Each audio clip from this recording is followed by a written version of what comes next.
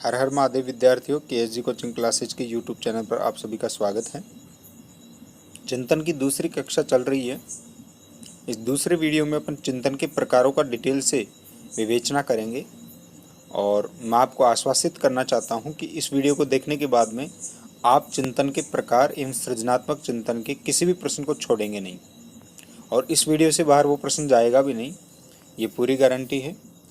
तो आइए देखिए, मैंने थोड़ा सा लेवल अप कर दिया है स्टडी का, तो आपको ध्यान लगा के समझना पड़ेगा चीज़ों को। चिंतन के प्रकार। मनोवैज्ञानिक जिग्बार्डो और रुक ने 1977 में 1977 में चिंतन को दो भागों में विभाजित किया। पहला है स्वलीय चिंतन और दूसरा है यथार्थवादी चिंतन। ऑटिस्टिक और रियलिस्टिक। ऑटिस्टिक तो आप समझते ही हो, अपने अंदर ही खोए रहना। रियलिस्टिक का मतलब जो धरातल पे हो। तो ये दो प्रकार होते हैं चिंतन के। स्वलीय चिंतन। स्वलीय चिंतन को झूठा चिंतन, कपोलकल्पना इत्यादि भी कहते हैं। देखिए स्वलीय चिंतन क्या होता है, ऑटिस्टिक थिंकिंग क्या होती है। इस प्रकार के चिंतन में व्यक्ति अपनी काल्पनिक विचारों एवं इच्छाओं की अभिव्यक्ति करता है। सपने देखना, कपोल कल्पना करना, दिवा स्वप्न, हवाई किले बनाना, अभिलाषा करना इत्यादि स्वलीय चिंतन के उदाहरण हैं। इनमें से कोई भी चीज़ आ जाए और ऑप्शन में आए ये किस प्रकार का चिंतन है, तो आपको स्वलीय चिंतन या ऑटिस्टिक चिंतन कर लिखना है। इस प्रकार के चिंतन में कोई समस्या नहीं रहती है। यह केवल अभिलाषाओं एवं इच्छाओं के आधार पर जानबूझकर बुना जाता है। मतलब जैसे आप देखे होंगे, हाँ यहाँ पे उदाहरण मैंने लिख दिया है आपका। यदि कोई छात्र इस प्रकार सोचता है कि वह पढ़ाई करके एक बड़ा अफसर बनेगा, अफसर बनने के बाद में उसके पास एक गाड़ी होगी, एक बंगला होगा, वह अपने परिवार वालों को बहुत सारी जगह घुमाने ले जाएगा, वह अपनी इच्छाएं पूरी करेगा, तो ये एक स्वलीय चिंतन का उदाहरण है। मुझे लगता है आपकी क्लियर हो गया होगा इस उदाहरण के माध्यम से। ये कोई ज़रूरी नहीं कि सोने के बाद में आए। सोने के बाद में आने वाले स्वप्न अलग होते हैं और स्वलीय चिंतन होता है वो बैठे बैठे ही देखा जाता है। जैसे आप पढ़ते हैं तो पढ़ते पढ़ते ही आप जानते हैं कि रीट में अपना सिलेक्शन हो जाएगा, इस तरह से कर देंगे, उस तरह से कर देंगे, तो ये स्वलीय चिंतन है आपका। दूसरा आता है यथार्थवादी चिंतन, जिसको रियलिस्टिक चिंतन कहते हैं, रियलिस्टिक थिंकिंग कहते हैं। इस प्रकार के चिंतन का वास्तविकता से संबंध होता है। इसके सहारे से व्यक्ति समस्याओं का समाधान करता है। प्रश्न ये भी आ सकता है, निम्न में से किस प्रकार का चिंतन समस्या समाधान में किया जाता है, तो यथार्थवादी चिंतन हो जाएगा उसके अंदर। उदाहरण देखिए, यथार्थवादी चिंतन को समझने के लिए एक उदाहरण देखिए। एक व्यक्ति कार में बैठकर सफर कर रहा है, अचानक उसकी कार रुक जाती है। ऐसी समस्या उत्पन्न होने पर व्यक्ति बहुत तरह से सोचना प्रारंभ कर देता है। वह सोच सकता है कि पेट्रोल खत्म हो गया होगा, या फिर कहीं इंजन में तो खराबी नहीं आ गई, कहीं टायर तो नहीं कट गया। ये सभी के सभी यथार्थवादी मतलब प्रैक्टिकल हो गए। ये यथार्थवादी चिंतन के निम्न प्रकार होते हैं। मुख्य रूप से 3 प्रकार का चिंतन होता है यथार्थवादी, रियलिस्टिक। पहला है अभिसारी या निगनात्मक या मूर्त चिंतन। इन तीनों का एक ही मतलब होता है, अभिसारी चिंतन, निगनात्मक चिंतन या फिर मूर्त चिंतन। ये एक ही प्रकार का चिंतन है। अंग्रेजी में अभिसारी को कन्वर्जेंट कहते हैं और निगनात्मक को डिडक्टिव कहते हैं। डिडक्शन निकालना, डिडक्शन का मतलब उसके अंदर से निकालना कोई चीज़ को। और मूर्त चिंतन का मतलब होता है कॉन्क्रीट थिंकिंग। तो ये जो प्रकार है, ये पहला प्रकार है। दूसरा है अभिसारी के विपरीत होता है अपसारी, निगनात्मक का विपरीत आग्नात्मक, मूर्त का विपरीत अमूर्त। इसको कभी कभी सृजनात्मक चिंतन भी कहते हैं। कुछ मनोवैज्ञानिक सृजनात्मक चिंतन को अलग प्रकार बताते हैं, लेकिन अपसारी प्रकार का जो चिंतन होता है वही सृजनात्मक चिंतन में सहायता प्रदान करता है, इसलिए इसको इसी में पढ़ते हैं। तो मुझे लगता है इसका भी समझ में आ गया होगा। अंग्रेजी के अंदर भी देख लो, अपसारी चिंतन को डाइवर्जेंट, इंडक्टिव या क्रिएटिव थिंकिंग कहते हैं। सृजनात्मक चिंतन को कहेंगे क्रिएटिव थिंकिंग।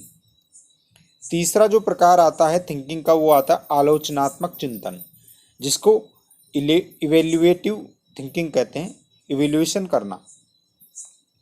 अब देखिए, सृजनात्मक चिंतन के अग्रणी, जो सृजनात्मक चिंतन में सबसे ज़्यादा काम करने वाले थे, वे J.P. गिलफर्ड थे। J.P. गिलफोर्ड अलग थे, गिलफर्ड अलग थे।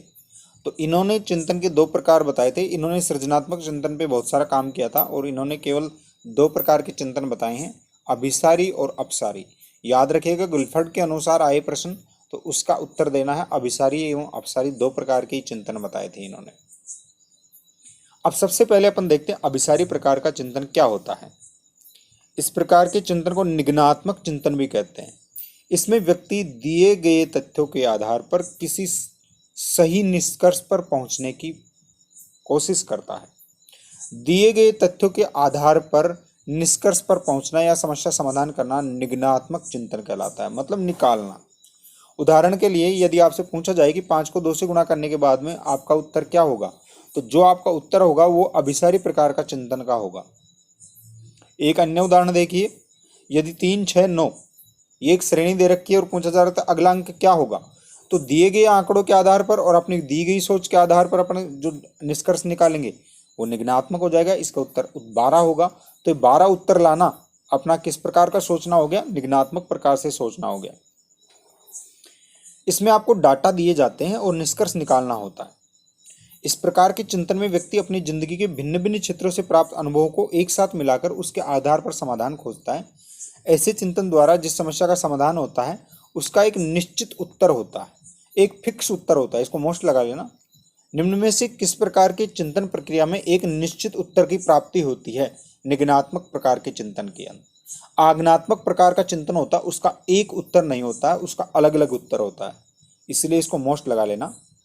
नेक्स्ट, अपसारी चिंतन, इसको डाइवर्जेंट थिंकिंग भी कहते हैं। इस प्रकार के चिंतन को आगनात्मक चिंतन कहते हैं। अपसारी चिंतन को क्या कहते हैं? आगनात्मक चिंतन। इस चिंतन में व्यक्ति दिए गए तथ्यों में अपनी ओर से कुछ तथ्य जोड़कर एक निश्चित निष्कर्ष पर पहुंचता है। उसके अंदर अपने पूर्व अनुभवों के आधार पर, दिए गए तथ्यों के आधार पर ही करता था, लेकिन दिए गए तथ्यों में कुछ अपने तथ्य तोड़कर और निश्चित निष्कर्ष पर पहुंचा जाता है। इसे आगनात्मक चिंतन या अपसारी चिंतन कहते हैं। जब तक व्यक्ति इन नए तथ्यों को अपनी ओर से उसमें शामिल नहीं करता है, अर्थात इन तत्वों का सृजन नहीं करता है, तो समस्या का समाधान नहीं होता है। अर्थात इस प्रकार के चिंतन के अंदर अपनी नई चीजें जोड़नी ही होती हैं, तभी जाके आंसर आता, नहीं आ पाता। इस प्रकार के चिंतन का कोई एक निश्चित उत्तर नहीं होता, इसको मोस्ट लगा लेना। प्रश्न आ सकता है यदि कोई अध्यापक अपने छात्र से यह पूछता है कि बताइए किताब के पढ़ने के अतिरिक्त इसका अन्य किस चीज में प्रयोग होता है, तो यह अपसारी प्रकार का चिंतन होगा। यहाँ पे अपसारी गलत हो गया, अपसारी प्रकार का चिंतन होगा। देखिए यहाँ पर किताब है, वो किताब पढ़ने के काम में आती है, सबको पता है किताब पढ़ने के काम में आती है, ये तो अपने को पता है। लेकिन टीचर ये पूछ रहा है अपने छात्रों को कि पढ़ने के अलावा किताब का क्या क्या प्रयोग करते हैं, तो अब बच्चों को अपनी तरफ से कुछ आंसर देना पड़ेगा। इसमें कोई छात्र कह सकता है कि किताब के पन्नों को जलाने के काम में लेते हैं। कोई छात्र ये कह सकता है कि किताब के पन्नों से नाव बना सकते हैं। कोई अन्य छात्र कह सकता है कि किताब के द्वारा गर्मी लगने पर हवा कर सकते हैं, अपन हिला के हवा डाल सकते हैं अपने को। अन्य छात्र कोई अन्य उत्तर दे सकता है। ये सारे के सारे सृजनात्मक चिंतन के प्रकार हैं या फिर अपसारी प्रकार के चिंतन हैं। अब देखिए मैं यहाँ पे आपको थोड़ा सा डायग्राम के माध्यम से बता देता हूँ। ये लेंस होता है, ये अभिसारी लेंस होता है, ये लेंस होता है, ये अपसारी लेंस होता है। इसके अंदर इस तरह से सूर्य के प्रकाश की किरणें आके और जब इससे बाहर निकलती है तो एक केंद्र बिंदु पर केंद्रित हो जाती है। तो मतलब ज्ञात से एक निश्चित बिंदु पर पहुंचना क्या हो जाता है? निगनात्मक, अर्थात अभिसारी। इसको अभिसारी लेंस कहते हैं। तो इसके अंदर एक उत्तर होता है, लेकिन इस दूसरे प्रकार के अपसारी लेंस के अंदर क्या किया जाता है? अपसारी लेंस के अंदर इस तरह से आपकी क्या आती है, इस तरह से आपकी आती हैं एक या दो रेखाएं हैं, उनसे विभिन्न प्रकार की बाहर की तरफ इस तरह से रेखाएं निकलती हैं, सूर्य की किरणें निकलती हैं। तो इन सब की दिशाएं अलग अलग हो गई। कोई किसी प्रकार से सोच सकता है, कोई किसी प्रकार से सोच सकता है। तो सृजनात्मक प्रकार का या अपसारी प्रकार का चिंतन होता है, उसके अंदर एक से ज़्यादा उत्तर होते हैं, एक से ज़्यादा निष्कर्ष होते हैं। सृजनात्मक चिंतन को आगे इसी वीडियो में आगे डिटेल में भी समझाया है, क्योंकि वहाँ से आपके क्वेश्चन आएंगे। आलोचनात्मक चिंतन तीसरा प्रकार है। इस प्रकार के चिंतन में व्यक्ति किसी वस्तु या घटना या तथ्यों की सच्चाई को स्वीकार करने से पहले उसके गुण अथवा दोषों को परख करता है। मुझे लगता है क्लियर हो गई होगी। आलोचनात्मक पक्ष को देखता है। हमारे समाज में कुछ ऐसे व्यक्ति होते हैं जो किसी घटना के बारे में कुछ भी कहा जाता है उसे सही समझकर मान लेते हैं।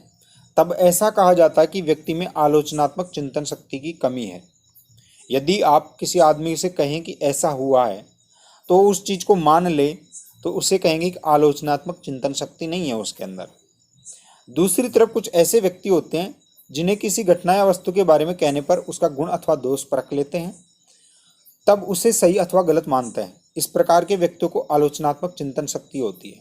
मुझे लगता है आपकी क्लियर होगा। आलोचना का मतलब किसी भी चीज़ को वेरीफाई करने की जो पावर होती है, क्षमता होती है, तो वो जो चिंतन होता है उसे आलोचनात्मक चिंतन कहते हैं। अब देखिए, ये जो सृजनात्मक चिंतन होता है इसको अपन डिटेल में पढ़ेंगे। सृजनात्मक चिंतन क्या होता है, इसको क्रिएटिव थिंकिंग कहते हैं। आपने कभी यह सोचा होगा कि मनुष्य ने घर बनाना कैसे सीखा, ये गाड़ी बनाना कैसे बनी थी, ट्रेन कैसे बनी, हवाई जहाज ऊपर कैसे उड़ने लग गया। तो ये क्या चीज़ें हैं, ये एक आदमी के सोचने के द्वारा ही बनी। तो इस प्रकार की जो थिंकिंग होती है ये सृजनात्मकता होती है। इस प्रकार के उत्तर मनुष्य की सृजनात्मकता से संबंधित होते हैं। वैज्ञानिक अथवा सामान्य व्यक्ति कुछ नई समस्याएं सोचते हैं और कुछ नया कर देते हैं, जिसे रचनात्मकता कहा जाता है। सृजनात्मकता प्रत्येक व्यक्ति में होती है, इसको मोस्ट लगा लेना। सृजनात्मकता प्रत्येक बालक में होती है, लेकिन वह अलग अलग प्रकार से, भिन्न भिन्न प्रकार से होती है, इसको मोस्ट लगा लेना।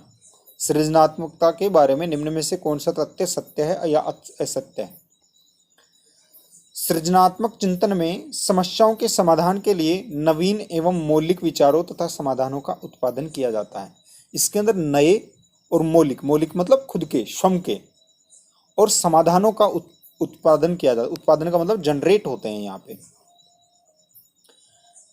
सृजनात्मक चिंतन को सृजनात्मक चिंतन कहा जाएगा यदि वास्तविकता की ओर उन्मुख, उपयुक्त, रचनात्मक और सामाजिक रूप से वांछित चिंतन हो। वह चिंतन सृजनात्मक चिंतन कहा जाएगा जो वास्तविकता की ओर उन्मुख हो, जो उपयुक्त हो, जो रचनात्मक हो, क्रिएटिव हो, और जो सामाजिक रूप से वांछित हो, सामाजिक रूप से स्वीकृत भी हो। अर्थात ऐसा चिंतन जो चिंतन करने के बाद में समाज उसको स्वीकार कर ले तो उसे सामाजिक रूप से वांछित चिंतन कहा जाएगा। ये सृजनात्मक चिंतन की विशेषता होती है। ब्रूनर ने सामाजिक सृजनात्मक चिंतन को प्रभावी आश्चर्य कहा है, इफेक्टिव सरप्राइज। इसको भी मोस्ट लगा लेना। ब्रूनर के अनुसार सृजनात्मक चिंतन होता है प्रभावी आश्चर्य, इफेक्टिव सरप्राइज होता है। यदि किसी उत्पाद या विचार क्योंकि उत्पाद या विचार असाधारण है तो ऐसा करने वाले अधिकांश लोगों की अनुक्रिया तात्कालिक आश्चर्य या चौंकने वाली होती है। इसको मोस्ट लगा लेना भाई।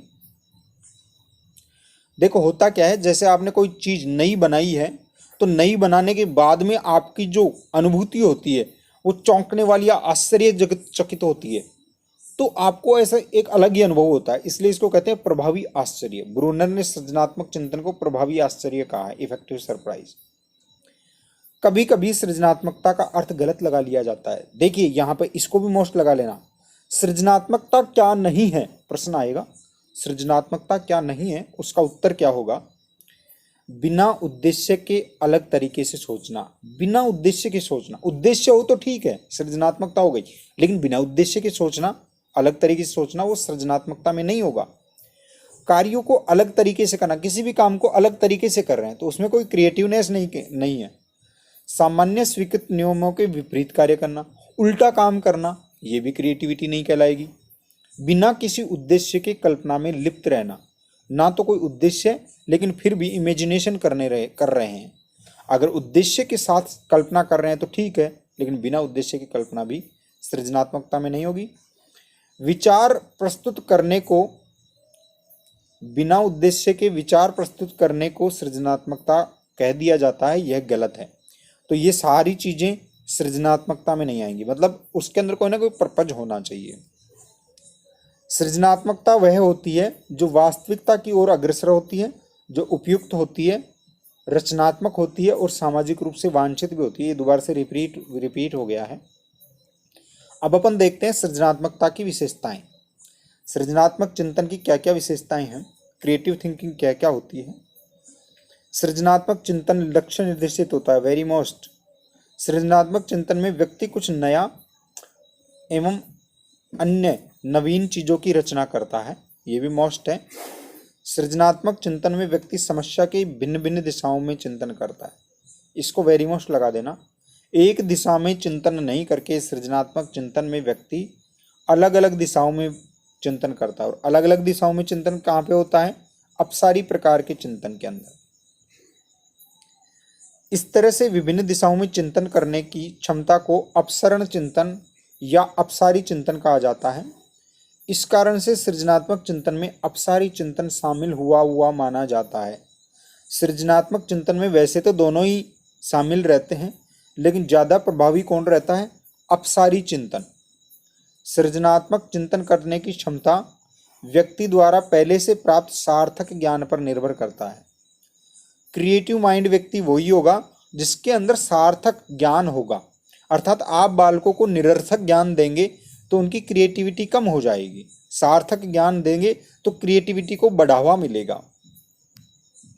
सृजनात्मक चिंतन में स्वली चिंतन नियंत्रित रूप से शामिल रहता है, इसको मोस्ट लगा लेना, ये आपके ज़्यादातर नोट्स में नहीं मिलेगा। सृजनात्मक चिंतन में स्वली चिंतन शामिल ही नहीं होता, ये गलत है, लेकिन शामिल नियंत्रित रूप से होता है, क्योंकि स्वली चिंतन बहुत जरूरी होता है। आप हवाई किले बनाएंगे तब देखिए, शुरू के अंदर जब हेलीकॉप्टर का आविष्कार हुआ या राइट्स बंधुओं ने गुब्बारा उड़ाया, तो उस टाइम में वो कपोल कल्पना ही लगती थी। वो कहते थे कि आदमी को उड़ाएंगे, लोहे को उड़ाएंगे, ये लोग देखो ये क्या कह रहे हैं। तो वास्तव में उस टाइम में वो स्वैली चिंतन था, लेकिन वो नियंत्रित रूप से शामिल था। उन्होंने काम जो किया वो यथार्थवादी तरीके से किया। तो स्वैली चिंतन नियंत्रित रूप से शामिल रहता है क्रिएटिव चिंतन के अंदर, क्रिएटिव थिंकिंग के अंदर। वास्तव में सृजनात्मक चिंतन में अभिसारी एवं अपसारी दोनों प्रकार के चिंतन शामिल रहते हैं, लेकिन अपसारी प्रकार का चिंतन प्रभावी रहता है। अपसारी चिंतन की योग्यताएं, ये भी मोस्ट लगा देना। अपसारी चिंतन होता है, उसके अंदर 4 प्रकार की योग्यताएं पाई जाती हैं। जो बालक होगा या व्यक्ति होगा उसके अंदर ये 4 योग्यताएं होनी चाहिए अपसारी चिंतन करने के लिए। ये जितनी ज़्यादा मजबूत होंगी उतना ही अच्छा क्रिएटिव थिंकिंग और अपसारी चिंतन होगा। पहला है चिंतन का प्रवाह, फ्लुएंसी बोलते हैं। दूसरा है लचीलापन या फ्लेक्सिबिलिटी। तीसरा है ओरिजिनलिटी या मौलिकता। और चौथा है विस्तारण या इलेबोरेशन। तो ये 4 योग्यताएं होती हैं व्यक्ति की अपसारी चिंतन से संबंधित। आइए एक एक करके देखते हैं। सबसे पहले देते हैं चिंतन का प्रवाह क्या होता है, फ्लुएंसी क्या होती है। दी गई समस्या के लिए अनेक प्रकार के विचार उत्पन्न करने की योग्यता को चिंतन का प्रवाह कहते हैं।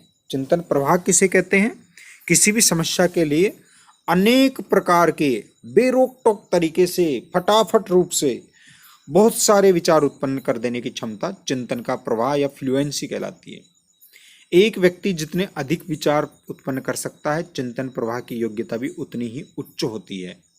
मतलब कितने टाइप से वो सोच सकता है।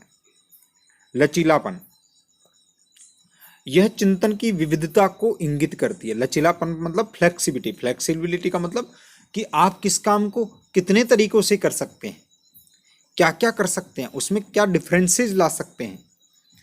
एक वस्तु के विभिन्न उपयोगों के बारे में चिंतन करते समय कोई छात्र अनेक प्रकार से सोच सकता है। उदाहरण के लिए, एक कागज के कप का उपयोग करने के लिए किसी छात्र से पूछा जाए तो वह कह सकता है कि इसको चाय पीने में प्रयोग में ले सकते हैं। इसका प्रयोग वृत्त खींचने के लिए, इस तरह से गोला खींचने के लिए भी कर सकते हैं। इसका प्रयोग पेड़ लगाने के लिए, मतलब इसके अंदर कोई पेड़ लगा दो और फिर इसको मिट्टी के अंदर दबा दो। तो इस तरह से एक कागज के कप के वो बहुत सारे प्रयोग बता सकता है। तो ये किस तरह से संबंध हुआ, किस तरह से जनरेट हुआ, ये उसकी मोल्डेबिलिटी का मतलब क्या हुआ, उसकी विविधता के बारे में इंगित कर रहा है। तीसरा जो पॉइंट आता है अपसारी चिंतन की योग्यताओं में, वो आता है मौलिकता। मौलिकता क्या होती है? नवीन संबंधों का प्रत्यक्षण, नवीन विचारों के साथ पुराने विचारों को जोड़ना, चीजों को अलग अलग परिप्रेक्ष्यों में देखना इत्यादि दुर्बल व असाधारण विचार उत्पन्न करने की योग्यता मौलिकता में आती है। दुर्लभ और असाधारण अर्थात स्वयं के ओरिजिनलिटी, मौलिकता को बोलते हैं ओरिजिनलिटी, तो ओरिजिनल मतलब खुद का हो विचार। तो नए संबंधों का प्रत्यक्षण, मतलब प्रत्यक्षण का मतलब नए संबंधों को देखना, नए विचारों के साथ पुराने विचारों को जोड़ना, चीजों को अलग अलग परिप्रेक्ष्यों में देखना, दुर्लभ एवं असाधारण विचार उत्पन्न करने की जो क्षमता होती है उसे मौलिकता कहते हैं। मनोवैज्ञानिकों के अनुसार मौलिकता हेतु चिंतन प्रवाह एवं लचीलापन आवश्यक शर्तें हैं। मौलिकता तभी आएगी जब आपके अंदर फ्लुएंसी होगी और फ्लेक्सिबिलिटी होगी। इसको मोस्ट लगा लेना। मौलिकता की आवश्यक शर्तें कौन कौन सी हैं? चिंतन प्रवाह एवं लचीलापन। कोई भी व्यक्ति जितने अधिक विविध विचार प्रस्तुत करता है उसके द्वारा मौलिक विचार उत्पन्न करने की संभावना भी उतनी ही अधिक होती है। जितनी ज़्यादा अलग अलग प्रकार के विचार हैं, मौलिक विचार उतने ही अधिक आएंगे। विस्तारण या इलोबरेशन, यह एक ऐसी योग्यता है जो व्यक्ति को एक नए विचार को विस्तार में जाने और उसके निहितार्थ को समझने में सक्षम बनाती है। मतलब कोई भी नया विचार होगा वो किस प्रकार का होगा और उससे अपने को क्या मिलेगा, इस प्रकार की जो एबिलिटी होती है उसे विस्तारण कहते हैं या एलिब्रेशन कहते हैं और एलुबरेशन कहते हैं। अब नेक्स्ट पॉइंट आता है, वो पॉइंट आता है सृजनात्मक चिंतन की अवस्थाएं या सृजनात्मक चिंतन के चरण या फिर सृजनात्मक चिंतन की प्रक्रिया। इन तीनों का, अवस्थाओं का, चरण या प्रक्रिया का एक ही मतलब होता है। सृजनात्मक चिंतन के 4 चरण होते हैं या 4 बिंदु होते हैं या प्रक्रिया 4 बिंदुओं से होकर गुजरती है। पहली है आयोजन या तैयारी करना, दूसरा है उद्भवन, तीसरा है प्रबोधन या प्रदीप्ति और चौथा है सत्यापन, प्रमाणीकरण या संशोधन। इनकी अंग्रेजी जरूर याद रख लेना। पहला बिंदु आता है प्रिपरेशन, दूसरा आता है इंक्यूबेशन, तीसरा आता है इल्यूमिनेशन और चौथा आता है वेरिफिकेशन। ये चारों पॉइंट होते हैं जो क्या होते हैं? सृजनात्मक चिंतन की प्रक्रिया या अवस्थाओं में शामिल होते हैं। पहला बिंदु अपन देखते हैं आयोजन करना। सृजनात्मक चिंतन में किसी समस्या के समाधान में आयोजन सबसे पहली अवस्था होती है। इसको मोस्ट लगा लेना। पहली अवस्था क्या होती है? आयोजन। इस अवस्था में व्यक्ति समस्या से संबंधित आवश्यक तत्वों एवं प्रमाणों को एकत्रित करने की तैयारी करता है, मतलब चीजों को इकट्ठा करता है। यह प्रक्रिया विभिन्न दिशाओं में अधिकाधिक चिंतन करने की उत्सुकता व उत्तेजना को उत्पन्न करती है। इसके अंदर व्यक्ति एक्साइटेड रहता है, उत्सुक रहता है। इसमें व्यक्ति समस्या को अलग अलग दृष्टिकोण से देखने का प्रयास करता है और ऐसा करने में वह प्रयत्न व त्रुटि का सहारा लेता है। ट्रायल एंड एरर मेथड इसके अंदर प्रयोग में लिए जाते हैं। शुरू के अंदर जो तैयारी करता है व्यक्ति, तो थोड़ी सी जोड़ तोड़ सी करने की कोशिश करता है।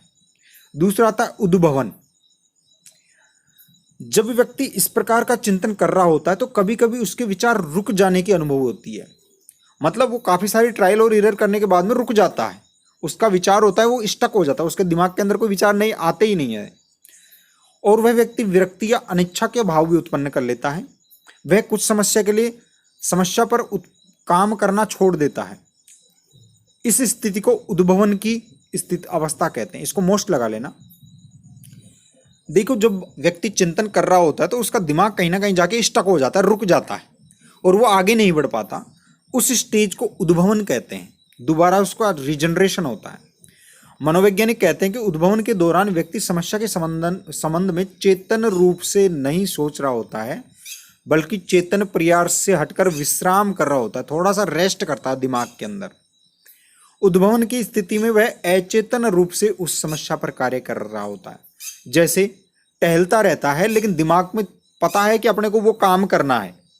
टहलते हुए, काम करते हुए या खाना खाते समय या कोई और चीज करते समय वो अचेतन रूप से उस समस्या पर क्या करता है? काम करता रहता है। उद्भवन के बाद में जो स्थिति आती है वो स्थिति आती है प्रबोधन या प्रदीप्ति की स्थिति। इस अवस्था में व्यक्ति को समस्या का समाधान मिल जाता है। प्रदीप्ति के अंदर, इल्यूमिनेशन के अंदर क्या होता है, समस्या का समाधान मिल जाता है। इस क्षण आहा या मैंने पा लिया, I find out, I have found it, इसका अनुभव व्यक्ति करता है। मतलब मैंने पा लिया, आई गेट इट, इसका अनुभव जो होता है वो तीसरी प्रकार की स्टेज में होता है, प्रबोधन या प्रदीप्ति के अंदर। अचानक से हो जाता है उसके अंदर। तो प्रबोधन या प्रदीप्ति होती है वो एक तरह से किस प्रकार का वो हो गया, किस प्रकार का अधिगम हो गया एक तरह से, ये आप बता सकते हैं। इसका क्वेश्चन भी है जिसमें समेकित रूप से चीजों को देखा जाता है। मैं आपको बता चुका हूं कोहलर का जो सिद्धांत था वो। मनोवैज्ञानिकों के अनुसार उद्भवन की अवस्था के बाद में प्रबोधन की अवस्था कभी भी उत्पन्न हो सकती है, कभी भी लास्ट ये जो आइडिया है वो जनरेट हो सकता है। यह उत्तेजना एवं संतुष्टि की अनुभूति होती है। जो प्रबोधन होता है उसके अंदर अनुभूति और संतुष्टि मिलती है। फिर आता है लास्ट जो स्टेज आती है वो आती है सत्यापन या प्रमाणीकरण, वेरिफिकेशन इसके अंदर होता है। यह सृजनात्मक चिंतन की अंतिम अवस्था होती है। इसमें योजना, विचार या समाधान के महत्व एवं उपयोगिता का परीक्षण और मूल्यांकन किया जाता है। सिंपल सी चीज है।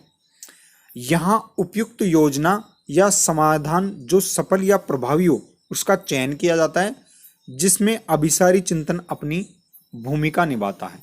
अभिसारी चिंतन अपनी भूमिका निभाता है, या ऐसा कह सकते हैं ये जो समाधान निकला है उसका फिर बाद में यूज किया जाता है। अब आता है बालकों में सृजनात्मक चिंतन को विकसित करने के उपाय। प्रत्येक बालक सृजनात्मक होता है, इसको याद रखना है आपको। यहाँ कुछ ऐसी अभिवृत्तियां या कौशल दिए गए हैं जो सृजनात्मक चिंतन को बढ़ावा देते हैं। बच्चों को अपने चारों ओर अनुभूतियों, दृश्यों, ध्वनियों और रचना गुणों के प्रति ध्यान देने और अनुक्रिया करने के लिए सक्षम बनाना चाहिए। इसका मतलब ये हुआ कि अपने चारों तरफ जो भी फील हो रहा है उसको फील करो, जो दिखाई दे रहा है उसको देखो, जो आवाजें आ रही हैं उसको देखो। रचनात्मकता को बढ़ावा दो, बच्चों को रोको मत। चारों तरफ जो चीजें हो रही है उनको उनके प्रति रिएक्ट करने दो। उन्हें अधिक सजग और संवेदनशील बनाना चाहिए, ज्यादा सजग और सचेत बनाना चाहिए। किसी भी समस्या के अंदर लुप्त सूचनाएं, विसंगतियां, कमियां, अंतर, अपूर्णताएं, जैसे कोई चीज है जैसे कोई फोटो है उसके अंदर कोई चीज लुप्त है, उस चीज को खोजने के लिए उसको प्रोत्साहित करो बच्चों को। विसंगति मतलब एक चीज दूसरी चीज से किस तरह से अलग है। कमियां, कोई कमी है। अंतर, डिफरेंसेस क्या क्या हैं चीजों के अंदर। अपूर्णताएं, कोई चीज कमी है तो ऐसी चीजें देखना और उनको पॉइंट आउट करवाना चाहिए बच्चों को, जिससे उनके अंदर क्रिएटिविटी आएगी। बालकों में विचारों के प्रवाह को बढ़ाने के लिए, किसी भी कार्य को करने के लिए सभी संभव सुझावों को बार बार प्रेरित करना चाहिए कि और क्या क्या अपन कर सकते हैं। ऐसा करने से बालकों में विचारों का प्रभाव बढ़ता है। मतलब बालक फ्लुएंसी आती है। बच्चों को बार बार कहना चाहिए, हाँ अब बताओ और क्या करना चाहिए। लचीलापन बढ़ाने के लिए कार्य करना चाहिए। इस हेतु बच्चों को अपने बैग को विभिन्न तरह से जमाने के लिए कह दिया। कमरे के अंदर फर्नीचर को भी अलग अलग तरह से सजाने के लिए बोल दिया।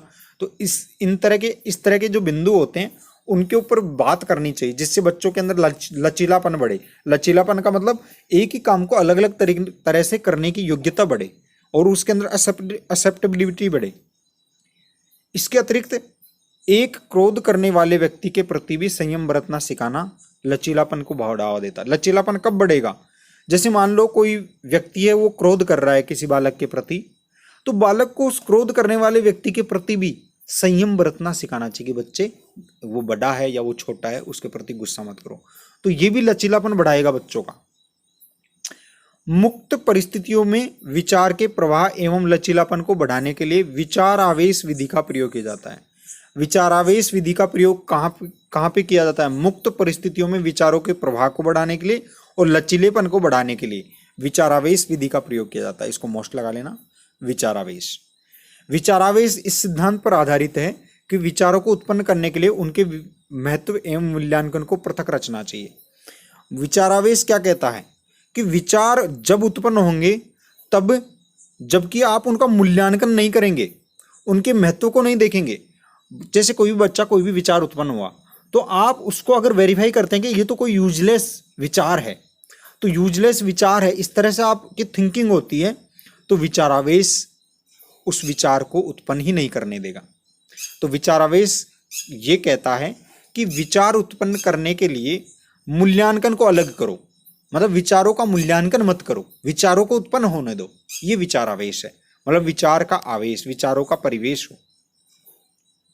इसकी मूलभूत धारणा है कि मन को मुक्त रूप से सोचने दें एवं विचारों के महत्व के मूल्यांकन की प्रवृत्ति को रोकने, अर्थात अब विचार आना समाप्त न हो जाएं तब तक कल्पना का मूल्यांकन या तुलना नहीं करनी चाहिए। मतलब बच्चा कोई भी सोच रहा है तो जब तक सोचने देना चाहिए जब तक कि वो सोच सकता है। जब उसके विचार आना ही बंद हो जाएं उसके बाद में आप उसके विचारों का मूल्यांकन करो या तुलना करो, उससे पहले मत करो। इस हेतु विचारावेश को बढ़ाते हैं, जिसमें खुद के मित्रों के साथ, परिवार के सदस्यों के साथ मुक्त भाव से खेलने दिया जाता है। अपने मित्र मंडली के साथ जितना खेलेगा उतना ही उसके अंदर क्रिएटिविटी आती है। बालकों में सृजनात्मकता का विकास करने हेतु उनको सहलग्नता, अन्वेषण, सहचार्यता इत्यादि का सहारा लेना चाहिए, साथ साथ लगे रहना चाहिए बालकों को। रचनात्मकता कभी कभी सामान्य वस्तुओं का थोड़ा सा घुमा देने अथवा परिवर्तन करने का परिणाम होती है। ये देखो, बालक यदि अपने साथियों के साथ खेलेगा तो हो सकता है किसी साथी का कोई विचार हो, लेकिन दूसरा बालक अपने साथी के विचार को थोड़ा सा परिवर्तित कर दिया तो वो चीज क्रिएटिव हो गई। मुझे लगता है आपके समझ में आ गई होगी। तो रचनात्मकता कभी कभी क्या होता है, सामान्य चीजों को थोड़ा सा घुमा देना या उनमें थोड़ा सा परिवर्तन कर देना भी क्या होता है, सृजनात्मकता होता है। इसलिए बालकों को सभी के साथ साहचर्यता स्थापित करनी चाहिए। बालकों को उनकी रुचि एवं शौक के अनुसार कार्यों में लगा देना चाहिए और उन्हीं रुचि के कार्यों में उन्हें मौलिक चिंतन हेतु, कल्पना हेतु प्रेरित करना चाहिए। खुद के शौक, खुद की रुचियों के अनुसार करना चाहिए, जिससे उनके अंदर क्या होता है, क्रिएटिविटी आएगी। सृजनात्मकता विकसित करने हेतु प्रथम विचार एवं समाधान को स्वीकार नहीं करना चाहिए। फर्स्ट जो विचार आए उसी को अगर आप मान लोगे तो आगे विचार समाप्त हो जाएंगे, यहीं पर ठहराव हो जाता है और अनेक विचार समाधानों का विचार करना चाहिए जिससे कि श्रेष्ठतम का चुनाव हो सके। तो देखिए, सृजनात्मकता के अंदर फर्स्ट जो विचार आता है उसी को स्वीकार कर लिया तो वहां पर क्रिएटिविटी दब जाएगी। विचार सारे आने चाहिए, आखिरी के अंदर फिर देखो कि इनके अंदर सबसे बेस्ट कौन सा है, तो ये क्रिएटिविटी को बढ़ावा देता है। यदि बालकों के समाधानों को उन लोगों द्वारा सराहा जाता है जो उनसे व्यक्तिगत रूप से कम संबंधित होते हैं तो उनमें रचनात्मकता और सृजनात्मकता को बढ़ावा मिलता है। इसको भी मोस्ट लगा लेना। यदि बालकों को उनके जो संबंधित नहीं है व्यक्ति, दूर के व्यक्ति हैं, वो उनके समाधानों को सराहते हैं तो क्रिएटिविटी या सृजनात्मकता ज्यादा बढ़ती है बालकों के अंदर, क्योंकि अनजान लोग बड़ाई करेंगे उसकी। बालकों को यह सोचने के लिए प्रेरित करते रहना चाहिए कि दूसरा बालक उस समस्या का समाधान किस प्रकार से करता है, ये भी क्रिएटिविटी बढ़ाएगा। आप कह सकते हैं, राम को कह सकते हैं कि राम तू बता श्याम इस काम को किस तरह से करेगा, तो राम अब श्याम की जगह लेगा और श्याम की तरह सोचेगा, तो ये भी क्या करेगा, क्रिएटिविटी को बढ़ावा देगा। अध्यापक इस तरह से भी क्या कर सकता है, बच्चों के अंदर क्रिएटिविटी को बढ़ावा दे सकता है। मोस्ट लगा लेना इसको भी। तात्कालिक पुरस्कार एवं सफलता का लालच नहीं देना चाहिए, इससे सृजनात्मकता का बाधक माना जाता है। इसको भी वेरी वेरी मोस्ट। देखो, अधिगम के अंदर तात्कालिक पुनर्बलन बहुत जरूरी माना जाता है, लेकिन क्रिएटिविटी के अंदर तात्कालिक पुरस्कार या पुनर्बलन गलत माना जाता है। याद रखिएगा, इसको वेरी वेरी मोस्ट लगा लेना। तुरंत यदि आपने पुरस्कार दे दिया तो आगे विचारों का फ्लो और जनरेशन ही नहीं होगा, तो इसलिए तात्कालिक पुरस्कार सृजनात्मकता में बाधक माना जाता है। असफलताओं एवं कुंठाओं के माध्यम से सामंजस्य स्थापित करना चाहिए। बच्चों की कुंठा और असफलताएं हैं, असफल होने से कुंठाएं जनरेट हो जाती हैं, तो असफलताओं और कुंठाओं के मध्य सामंजस्य स्थापित करना चाहिए, समायोजन करना चाहिए, एडजस्टमेंट करना चाहिए। आत्म मूल्यांकन को प्रोत्साहित करना चाहिए, अर्थात बालकों को खुद के बारे में खुद का मूल्यांकन करने के लिए, सेल्फ एस्टीम करने के लिए प्रेरित करना चाहिए, क्योंकि दूसरा व्यक्ति उसकी क्या सिचुएशन थी वो समझ नहीं सकता। खुद का विचार, खुद का मूल्यांकन खुद बच्चा करना चाहिए, इससे भी क्रिएटिविटी बढ़ेगी। समस्या समाधान करते समय बालकों को रक्षा युक्तियों के प्रति सजग करना चाहिए। वस्तुतः जब हम किसी भय अथवा संकट का अनुभव करते हैं तो सृजनात्मक विचारों के बारे में सोचने की क्षमता कम हो जाती है। तो याद रखिएगा, किसी भय या संकट की उपस्थिति में सृजनात्मक विचार क्या हो जाते हैं, समाप्त हो जाते हैं। पहले से की गई बातों को ही अंतिम बात नहीं समझनी चाहिए। बालकों को आत्मविश्वासी एवं सकारात्मक दृष्टिकोण वाला बनाना चाहिए, जिससे वे सृजनात्मक क्षमता को दुर्बल नहीं समझे। खुद की सृजनात्मक क्षमता को दुर्बल नहीं समझना चाहिए बच्चों को। इसके लिए क्या करें, बच्चों के अंदर आत्मविश्वासी और सकारात्मक दृष्टिकोण बनाना चाहिए। दूसरी बात, पहले से कही गई बातों को ही अंतिम बातें नहीं माननी चाहिए, फैक्ट नहीं मानना चाहिए। बालकों को उनकी सृजनात्मक क्षमता का आनंद लेने के लिए प्रेरित करना चाहिए। जब भी कोई क्रिएटिव चीज बालक करे तो उसको उसका इंजॉयमेंट करवाना चाहिए। तो इससे भी बालकों के अंदर क्या होती है, सृजनात्मक क्षमता बढ़ जाती है। तो ये था आज का बिंदु जिसमें सृजनात्मकता को अपन ने पढ़ा है। अब देखिए, अपन देखते हैं सृजनात्मकता को बाधित करने वाले तत्व। सृजनात्मकता को बाधित करने वाले तत्व ये 5 तत्व होते हैं: अभ्यास से संबंधित तत्व, प्रात्यक्षिक संबंधित तत्व, अभिप्रेरणात्मक तत्व, संवेगात्मक तत्व और संस्कृति से रिलेटेड तत्व। ये चीजें होती है जो सृजनात्मकता में बाधा उत्पन्न करती हैं। अभ्यास से संबंधित, अभ्यासिक विरोध कहते हैं इसको। हम किसी भी कार्य को जब बार बार करते हैं तो उस कार्य को करने में हमें सरलता का अनुभव होता है। यह सरलता हमें कुछ नया करने से रोक देती है। जब बार बार करते हैं किसी कार्य को तो अपने को मजा आता है उस कार्य को, अब नई तरीके से उसको करने में थोड़ा जोर आता है। तो ये अभ्यासिक जो विरोध होता है ये सृजनात्मकता का क्षरण कर देता है। वेरी वेरी मोस्ट कहते हैं इसको। दूसरा आता है प्रात्यक्षिक विरोध। किसी घटना या वस्तु के सुपरिचित तरीके से चिंतन एवं प्रत्यक्षण से हम इतने अधिक अभ्यस्त हो जाते हैं कि नए तरीके से सोचना ही कठिन हो जाता है। किसी चीज को देख देख कर और उसके सुपरिचित तरीकों को देखकर हम केवल और केवल इतने ज्यादा अभ्यस्त हो जाते हैं कि नई तरीके से सोच ही नहीं पाते। शीघ्रता से निष्कर्ष पर पहुंचने की प्रवृत्ति भी समस्याओं को पुराने एवं घिसे-पिटे तरीकों से संतुष्ट हो जाती है और सृजनात्मकता के लिए क्या होती है, हानिकारक होती है। जल्दी से निष्कर्ष पर निकल जाए। जल्दी से निष्कर्ष पर कब पहुंचेंगे, जब आप पुरानी चीजों का ही ज्यादा यूज करेंगे, घिसे-पिटे पुराने तरीकों को यूज करेंगे और सृजनात्मकता कम हो जाएगी। पूर्व कल्पित धारणाओं से ऊपर उठने की इच्छा का अभाव, निर्णय एवं परिवर्तन की योग्यता, यह भी मौलिक विचारों के प्रति खुला दृष्टिकोण करने से रोकती है। पूर्व कल्पित जो धारणाएं हैं उन्हीं के आधार पर आप निर्णय करते हैं तो ये गलत है। अभिप्रेरणा एवं संवेगात्मक रोधन। देखो, अभिप्रेरणा भी क्या होती है, क्रिएटिविटी से रिलेटेड होती है। अभिप्रेरणा से ही क्रिएटिविटी वास्तव में आती है, अंदर से जो फीलिंग होती है वो। ये भी सृजनात्मक चिंतन में बाधा पहुंचाते हैं, जो ये प्रदर्शित करते हैं कि सृजनात्मक चिंतन मात्र एक संज्ञानात्मक प्रक्रिया नहीं है, केवल माइंड की चीज ही नहीं है, इमोशंस का भी इसके ऊपर क्या होता है, प्रभाव रहता है। किसके ऊपर, सृजनात्मकता के ऊपर। अभिप्रेरणा का अभाव, असफलता का भय, भिन्न होने का भय, हंसी का पात्र बन जाने या तिरस्कार होने का भय, दुर्बल आत्मधारणा, नकारात्मक वृत्ति, ये सृजनात्मक चिंतन को प्रभावित करते हैं या कम कर देते हैं। यदि आप ये सच, आपके अंदर अभिप्रेरणा नहीं है तो आप सृजनात्मक नहीं होंगे। असफलता का भय तो भी सृजनात्मकता नहीं आएगी। तो ये चीजें होती हैं, ये प्रभावित करती हैं। अब आता है सांस्कृतिक अवरोध। विभिन्न जो संस्कृतियां होती हैं उनके अंदर भी क्या होता है, क्रिएटिविटी उनसे प्रभावित होती है। परंपराओं का अत्यधिक अनुपालना करना, अपेक्षाएं करना, अनुरूपता और रूढ़ियों का पालन करना सृजनात्मकता को मार देता है। आप बालकों को अपनी जो पुराने विचार हैं, रूढ़ियां हैं, उन्हीं के अंदर रखेंगे तो वो उनके अंदर क्रिएटिविटी कमजोर हो जाएगी। यहाँ पे संस्कार अलग चीज है, लेकिन सांस्कृतिक अवरोध जरूर होते हैं। बहुत सारी चीजें ऐसी होती हैं जो कि बालकों को लगती नहीं कि ऐसा होना चाहिए, संस्कृति के कारण से ऐसा होता है। सामाजिक अस्तित्व के लिए अनुरूपता कुछ हद तक, कुछ सीमा तक आवश्यक है। ये बिल्कुल सही बात कही है। सामाजिक अस्तित्व के लिए मतलब बालक एक सामाजिक प्राणी होता है, तो उसके लिए अनुरूपता कुछ हद तक ठीक है, लेकिन परंपरा, संस्कार एवं कार्यविधि की अत्यधिक अनुपालना से सृजनात्मक चिंतन अवरुद्ध हो जाता है। भाई ठीक है, थोड़ी देर के लिए तो आप अनुरूप का मतलब होता है सिमेट्रिक चीज, मतलब और लोगों की तरह से ही सोचना, ठीक है, लेकिन इसके कारण से बहुत ज्यादा रिजिड हो जाना सृजनात्मकता को अवरुद्ध कर देता है।